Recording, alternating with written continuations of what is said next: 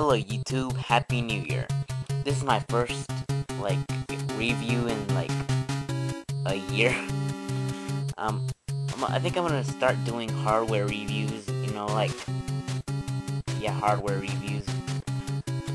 So, I wanted to do the original Game Boy before the end of 2009, and oddly enough, we're in December 31st, well, as of right now. Sorry if you can hear the firecrackers outside, but I don't know, maybe you can't hear it, but whatever. Anyway, we're gonna take a look at the original Game Boy. Now, this was released in 1989. I wanted to do this before the end of 2009 because it's like the 20th anniversary, the year of the 20th anniversary. Not like it was released in August of 1989. I think it was August. Yeah. Anyway, it was originally bundled with Tetris and had many selling points like Super Mario Land, and eventually later came out with Pokemon. Now the Game Boy had a lot of accessories, like right here, the Game Boy camera allowed you to take 8-bit pictures of yourself or someone else. The Game Genie, which as most of us know, it lets you cheat on games which are really hard, like for Battletoads, that's really useful.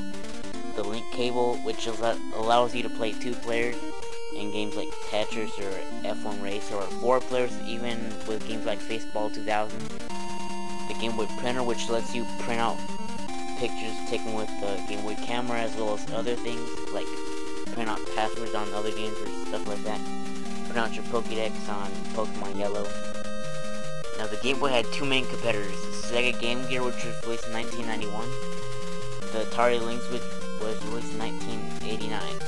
But what made it sell the most by far, even though both the Atari Lynx and the Game Gear had color screens and backlight, was that it was bundled with Tetris, and the fact that it used 4 AA batteries instead of 6, which the other 2 used.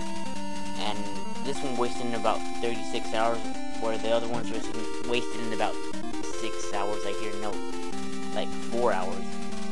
And the Game Boy had way better games, like Zelda, Battletoads, just to name a few. I'm not gonna name all of the ones here.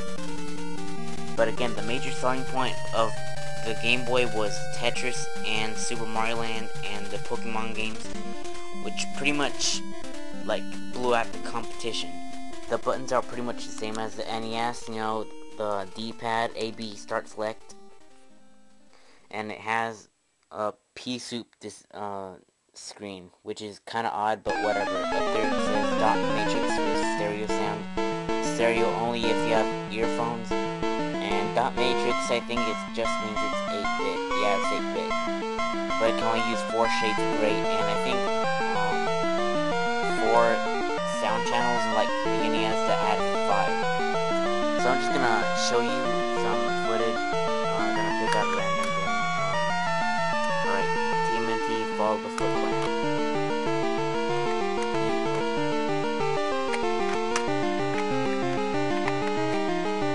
Pop that in there. You turn on the power, and that comes out and locks the game in. Oops. Didn't read the game right.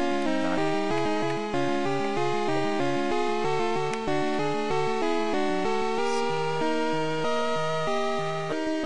It doesn't even come on. Sometimes you gotta blow on it. Because it's an old system. It gets dust. It still doesn't work. Alright, hold on.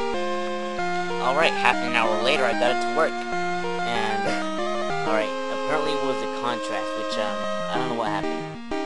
So that was the problem, not the game. So, but you still sometimes have to blow on it, but whatever. So that's Turtles, all the Foot Clan.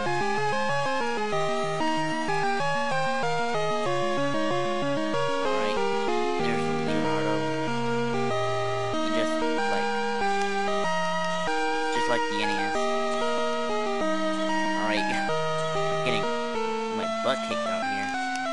Alright, so yeah, there you have it. Game Boy, it's an awesome system. I recommend you get one if you can find them for really cheap. I got mine for $5, so that means you can get it for